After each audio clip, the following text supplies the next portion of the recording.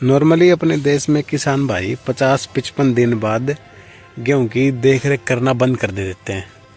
उनको लगता है कि जितने भी खाद या फिर कोई भी प्रोडक्ट्स जितने भी डालने हैं वो अभी तक डाल चुके हैं और अभी 50-55 दिन के बाद सिर्फ और सिर्फ उन्हें सिंचाई के ऊपर ध्यान देना है।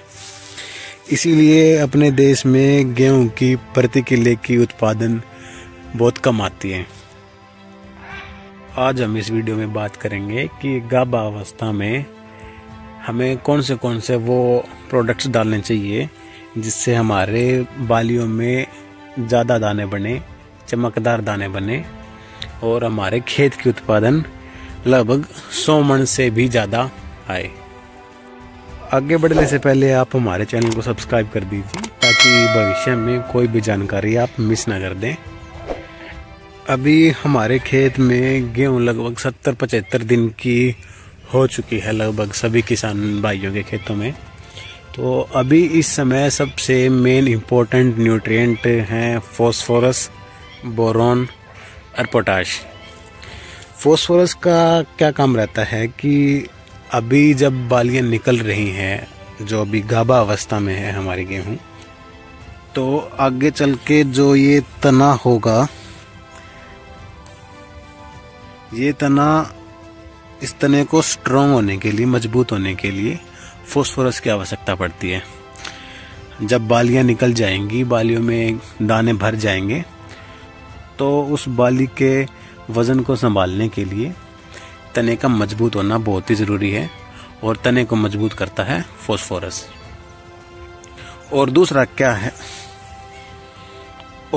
क्या है कि जब गर्मियों में गर्म हवाएं चलेंगी तो उस समय भी तने को मजबूती की आवश्यकता है और ये मजबूती सिर्फ और सिर्फ फॉस्फोरस से मिल सकती है।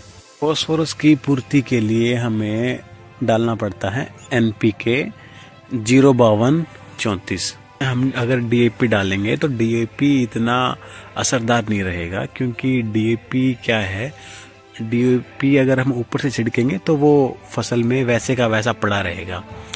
वहाँ उसके अंदर जो इम्पोर्टेंट न्यूट्रिएंट्स हैं वो पौधों की जड़ों तक पहुँच नहीं पाएंगे। तो इसलिए हमें वो न्यूट्रिएंट्स डालने पड़ते हैं, वो फर्टिलाइजर्स डालने पड़ते हैं जो वाटर सोल्यूबल होते हैं। अभी NPK वाटर सोल्यूबल फर्टिलाइज़र है, इसकी अगर हम स्प्रे करते हैं तो फॉस्फोरस लगभग 10 दिनों के भीतर पौधों की जड़ों तक पहुंच जाता है।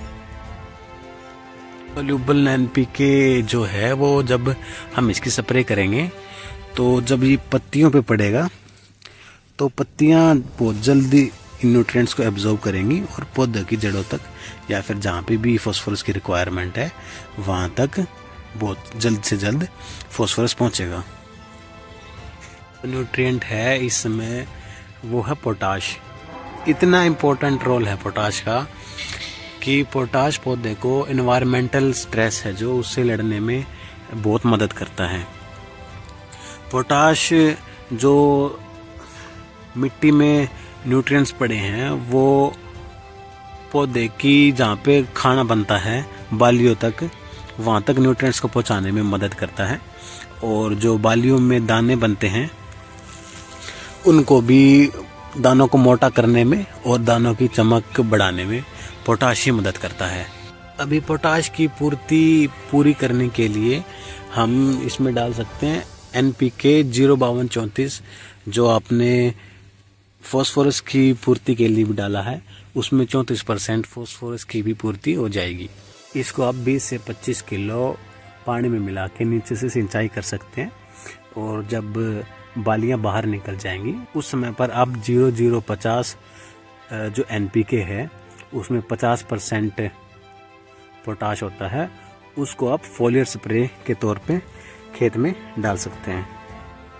तीसरा जो इम्पोर्टेंट न्यूट्रिएंट है वो है बोरॉन। बोरॉन की इम्पोर्टेंस ये है कि जब पॉलिनेशन होती है तो उसमें बोरॉन बहुत ही मददगार साबित होता है। अभी बोरॉन को डालना कितना है कि आप अगर 100 लीटर पानी 1 एकड़ में डाल रहे हैं तो उसमें 100 ग्राम बोरॉन मिला के इरिगेशन कर दीजिए। अगर आप 120 लीटर पानी डाल रहे हैं तो उसमें 120 ग्राम बोरॉन डाल के उसमें इरिगेशन कर दीजिए। अगर आपको हमारी ये वीडियो अच्छी लगी है तो प्लीज़ चैनल को सब्सक्राइब कर दीजिए, ज़्यादा से ज़्यादा किसान भाइयों के साथ शेयर कर दीजिए ताकि हमारे गेहूं के उत्पादन अधिक से अधिक हो सके।